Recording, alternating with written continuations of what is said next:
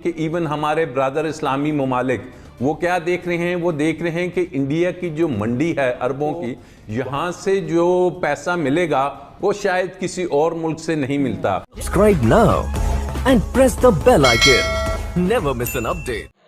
Be J P کے senior رہنما L کے اڈوانی سمیت تمام 32 کے 32 ملزمان کو بری کر دیا جاتا ہے۔ عدالت نے اپنے فیصلے میں کہا کہ بابری مسجد کا واقعہ منصوبہ بندی کے تحت نہیں کیا گیا، اس لیے عدالتی فیصلے میں واقعے کی ویڈیو کو بھی جعلی قرار دیا گیا اور یہ بھی کہا گیا کہ ملزمان کے خلاف کوئی ثبوت چونکہ موجود نہیں ہے، اس لیے ان 32 کے 32 ملزمان کو عدالت رہا کرنے کا فیصلہ دیتی ہے یا بری کر دیتی ہے اس کیس کے حوالے سے۔ بریگیڈیئر صاحب تھینکس فار جوائننگ اس۔ سر اس سوال کی طرف بھی آؤں گی ساتھ اس پوائنٹ کو ایڈ کرتے ہوئے کہ کل خبر آتی ہے ایمنسٹی انٹرنیشنل کے تمام اکاؤنٹس انڈیا میں فریز کر دیے جاتے ہیں، کل یہ واقعہ ہوتا ہے، آج یہ فیصلہ منظر عام پر آ جاتا ہے، اس کے بعد بھی دنیا کے سامنے مودی سرکار کا چہرہ ابھی بھی بہت کشادہ ہے، بڑا سفید ہے، بڑا صاف اور شفاف ہے۔ اس کے بعد اب دیکھیں تو وہاں پہ پارٹی جو وجود میں آئی ہے وہ آر ایس ایس ہے، وہ وی ایچ پی ہے۔ اس نے یہ رائٹس تو دور کی بات ہے، انہوں نے کیمپین چلائی تھی کہ بیٹی بچاؤ بہو لاؤ۔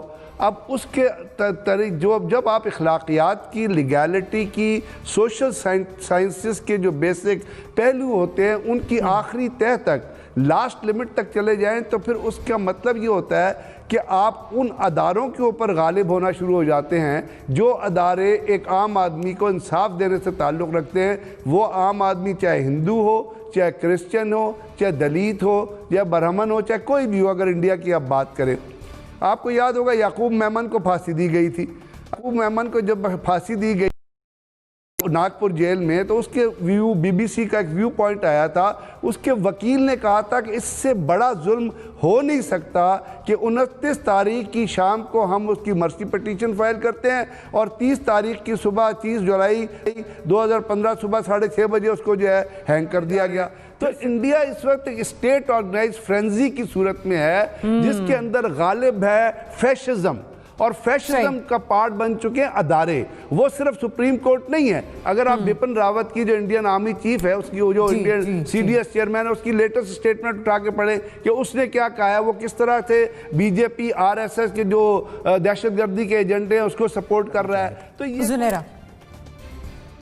لیکن اس وقت کیونکہ India is proxy in this region of America, وہ ہر وہ کام کرے گا جو ان کی کب کی خواہش تھی کہ ہم ہندوستان میں کر سکیں، اور اس کو انڈورسمنٹ حاصل رہے گی امریکہ کی۔ یہ ہمارا کام ہے کہ ان ساری چیزوں کو انٹرنیشنل کورٹس میں کیسے لے کے جانا ہے، ڈپلومیسی میں کیسے یوز کرنا ہے، اور ان ٹولز کو یوز کرتے ہوئے ہم نے اپنے کشمیری بہن بھائیوں کی ہیلپ کیسے کرنی ہے۔ سو بیسکلی یہ بات بھول جائیے کہ دنیا ہیومن رائٹس کو کچھ بھی سمجھتی ہے۔ ابھی کشمیر میں کتنے مندر بننے جا رہے ہیں آپ کو معلوم ہوگا، 700 سے بھی زیادہ وہ مندر وہاں بنانے جا رہے ہیں۔ صرف اور صرف جب ہیومن رائٹس کے نام آئے، آپ سمجھ جائیں کہ کسی ریجن کے اوپر اگر ہیومن رائٹس وائلیشن کا الزام لگ رہا ہے تو وہاں امریکہ کچھ کرنا چاہ رہا ہوگا، یا رشیا کچھ کرنا چاہ رہا ہوگا، یا چائنا کچھ کرنا چاہ رہا ہوگا، تب صرف وہ اس نیم پلیٹ کو یوز کرتے ہیں۔ سو دس از لائک، میرے لیے this is no big news, صرف ایکسپوز ہوتا جا رہا ہے، which is of course very good. آپ بہتر طریقے سے فائٹ کر سکیں گے اپنا کو کیس اگر چاہیں تو۔ راجہ امیر عباس صاحب ہمارے ساتھ اسٹوڈیو میں ہیں، ہم جوائن کر چکے ہیں۔ راجہ امیر عباس صاحب بتائیے گا، یہ جو سچویشن ہم دیکھ رہے ہیں اس سے حوالے سے پہلے بھی ایک فیصلہ سامنے آیا تھا، لیکن ابھی ہم کہاں پر سٹینڈ کر رہے ہیں؟ دنیا میں اب مذہب یہ چیزوں سے زیادہ اکانومی اور ان کے مفادات لوگ دیکھتے ہیں۔ ابھی جیسے بات ہوئی کہ ایون ہمارے برادر اسلامی ممالک وہ کیا دیکھ رہے ہیں؟ وہ دیکھ رہے ہیں کہ انڈیا کی جو منڈی ہے اربوں کی، وہاں پہ یہ اتنی بڑی مارکیٹ ہے کہ ہم کو یہاں سے جو پیسہ ملے گا وہ شاید کسی اور ملک سے نہیں ملتا۔